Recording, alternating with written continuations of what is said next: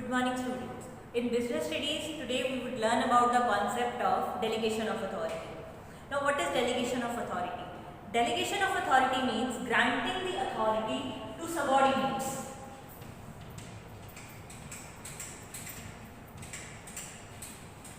Granting authority to subordinates. Now, you need to understand one thing, that delegation of authority is the concept on which organizing is based. And how is it based? If I am having a small business and I can manage that business alone, then I don't need people for that. I don't need people that I would be giving some work to them and then they would be reporting to me. Because already I am having a small business. अगर मेरा business बढ़ रहा है in terms of the sales turnover, in terms of the region in which I am operating, in that sense I would be needing more people. तब मैं अकेले काम नहीं कर सकूँगी. Then what I would be doing, I would be hiring some other people. और जो लोगों को मैं employ करूँगी, जो लोगों को मैं hire करूँगी, why am I hiring them? I am hiring them because I need those people to do some work for me, and in return I would be paying them some consideration. तो अगर वो लोगों को higher किया गया है तो free बैठने के लिए तो नहीं हायर किया गया. You would be giving them some work. और अगर आप उनको काम दोगे, लेट अस से अगर बिजनेस या कंपनी है, अगर कंपनी बढ़ रही है, कंपनी में डिपार्टमेंट्स बनेंगे, तो इनको अगर department 1, department 2, department 3, department 4, the 4 departments के लिए I'm having different 4 persons, and those 4 persons would be working for their own department. It means उस डिपार्टमेंट का जो काम होगा वो ये पर्सन्स ही देखेंगे, जो पर्सन्स मैंने हायर किए हैं. देन उस डिपार्टमेंट में जो भी काम होगा. Now let us understand it with school point of view. We are the teachers who are working as subordinates to the principal. जो एक प्रिंसिपल की पोस्ट होती है, टीचर उनके अंडर एज सबॉर्डिनेट्स काम करते हैं. नर्सरी टू +2 जितनी भी क्लासेस हैं, teacher is actually teaching them. तो वो क्या है, वो डेलीगेशन ऑफ अथॉरिटी है. डेलीगेशन ऑफ अथॉरिटी से आप ज़्यादा समय में या ज़्यादा जगह पे आप काम कर पाएंगे. If I say that I am the one person to teach, अगर मैं ये कहूँ कि हाँ कि मुझे टीच करना है सबको, it would not be feasible for me कि नर्सरी से लेके +2 तक की सारी क्लासेस को मैं टीच कर रही हूँ सेम टाइम पे. No, what I can do, I can hire some other people. एक ही टाइम पे अलग अलग डिपार्टमेंट्स में काम हो रहा होगा, and this is possible only with the delegation of authority. जब आपने किसी को काम करने का हक दिया है, पावर दी है. So this is how delegation of authority is done. Delegation of authority is the basis of organizing. आप काम को डिवाइड करेंगे, डिपार्टमेंट्स बनाएंगे, डिपार्टमेंट्स किस बेसिस पे बनाएंगे. काम तो अल्टीमेटली ह्यूमन रिसोर्स ही करेंगे. प्रोडक्शन मैनेजर का ऑफिस नहीं काम करेगा, प्रोडक्शन मैनेजर काम करेगा. तो प्रोडक्शन मैनेजर काम कर सके, इसके लिए we need to grant him some authority. And that is how delegation of authority, again I am repeating, it is a base for organizing. Then what are the elements of delegation of authority? जब भी किसी को authority delegate की जाती है, what are the elements? Now there are 3 elements of delegating the authority.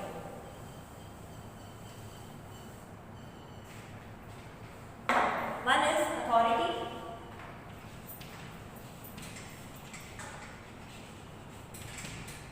Second is responsibility.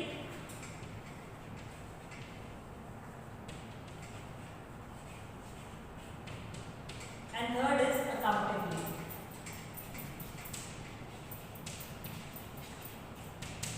Now let us understand these elements one by one. Authority means power to take the decision.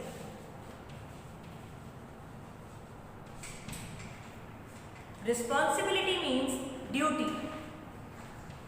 जो आपका master आपको देता है, वो आपका master कौन है, आपका सुपीरियर.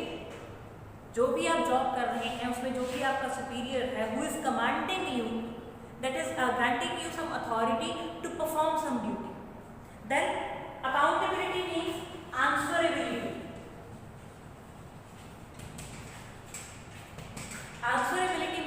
जवाबदेही। अगर काम आपको दिया गया है तो उस काम के रिजल्ट से रिलेटेड फिर आंसरेबल भी आपको ही होना पड़ेगा, because you are given some target. Now let us understand one thing here. If you are, let us say, departmental manager of any department, that can be marketing department, production department, account department, और आपके under कुछ supervisor या कुछ लोग काम कर रहे हैं, department 1, department 2, department 3, if you are departmental manager and there are certain number of people who are working under you, and here is the managing director of the company. Now, काम आपको दिया गया डिपार्टमेंट 1 का, target आपको दिया गया और आपके अंडर जो लोग काम कर रहे हैं, सपोज उनसे कोई मिस्टेक हो गई जिसकी वजह से टारगेट नहीं अचीव हुआ, देन आपका ये जो एमडी है, he will not be questioning these people because he has directly made you responsible. आपके अंडर काम करने वाले लोगों से अगर गलती हुई है तो आपका जो हेड है वो उनसे नहीं पूछेगा, he will be questioning you because he has directly granted the authority to you, not to those people who are working under you. और यही अकाउंटेबिलिटी है, बिकॉज वहाँ पे you are the one who is answerable. You can not say कि हाँ मेरे department में ये पर्सन था, इससे मिस्टेक हुई है, no, and you are a boss to them. उनको कैसे हैंडल करना है वो आपने देखना है, आपके एमडी ने नहीं। आपके एमडी या आपको कोई सुपीरियर है, आपको उनको रिजल्ट प्रोड्यूस करके देना है, and that is the accountability. You can give the responsibility to some other person, but you cannot delegate the accountability.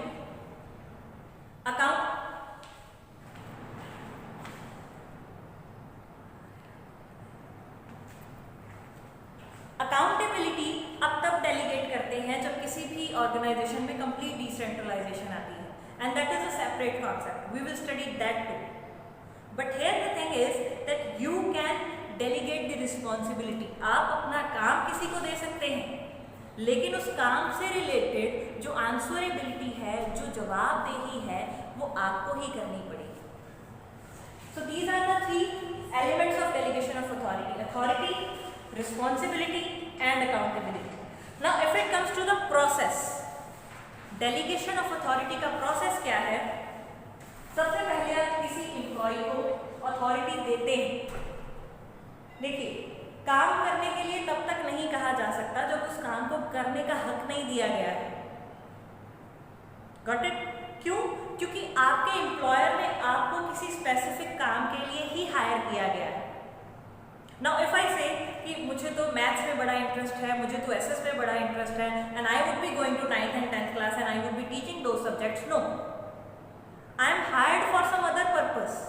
यहाँ पे मुझे अपने एम्प्लॉयर के अकॉर्डिंग काम करना होगा। So here, firstly the authority is given कि कौन से काम के लिए आपको यहाँ पे बुलाया गया है, और your boss is hiring you.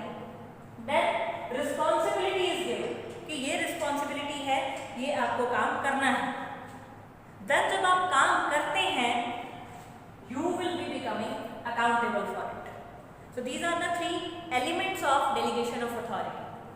Now let us understand कि delegation of authority के benefits क्या हैं।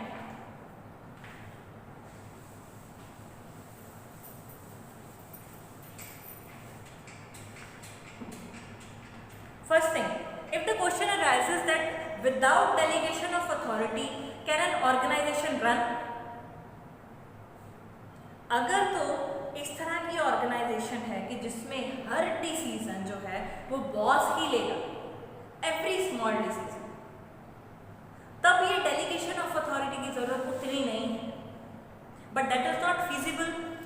हर काम, हर शॉप जो इस्टेब्लिश होती है, जिसका काम बढ़ता है, उसमें अगर लोग रखे जाते हैं तो उसमें काम तो दिया ही जाता है। Delegation of authority is done. So delegation of authority is the base for organisation. Then delegation of authority से जो बॉस है, जो सुपीरियर है, उसका बर्डन रिड्यूस होता है।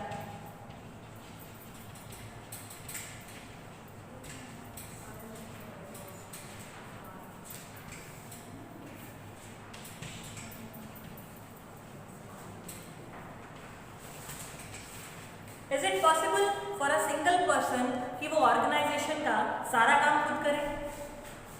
It is not possible. हर छोटा छोटा डिसीजन एक सुपीरियर ही लेता रहे, it will be increasing the burden upon him. तो उस बर्डन को रिड्यूस करने के लिए हम क्या कर सकते हैं? हम अपने काम को बांट सकते हैं। We are hiring some people and we are giving them some work कि एक पार्ट काम का आप करेंगे, दूसरा पार्ट कोई दूसरा पर्सन करेगा, तीसरा पार्ट कोई तीसरा पर्सन करेगा। जब आपका काम डिवाइड हो गया, आपके अंडर जो काम कर रहे हैं लोग वो आपका काम कर रहे हैं, तो आपका बर्डन रिड्यूस हो गया if you are the boss.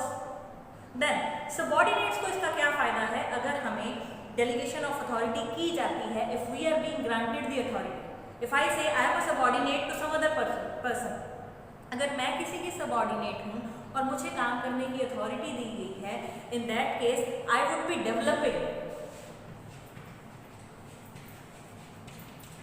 And developing in what sense? Developing professionally.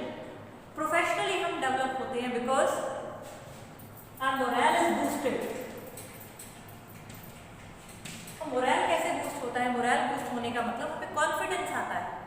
If you are the subordinate to somebody and आपके बॉस ने आपको कुछ काम इंटरेस्ट किया है कि ये ड्यूटी जो है या ये जो काम है वो आपको ही करना है, मेंटली यू फील रिस्पॉन्सिबल कि हाँ मैं एफिशिएंट हूँ इसीलिए मुझे ये काम दिया गया। तो ये जो एक मोरल बूस्ट करने की बात आती है, ये तभी आती है जब आपको डेलीगेट की जाती है अथॉरिटी। आप सोच के देखिए कि अगर आपका बॉस आपको काम तो दे दे कि ये काम तो कर ले, लेकिन उससे रिलेटेड एक एक छोटा छोटा डिसीजन वो अगर खुद ले, will you be feeling confident? No, you will B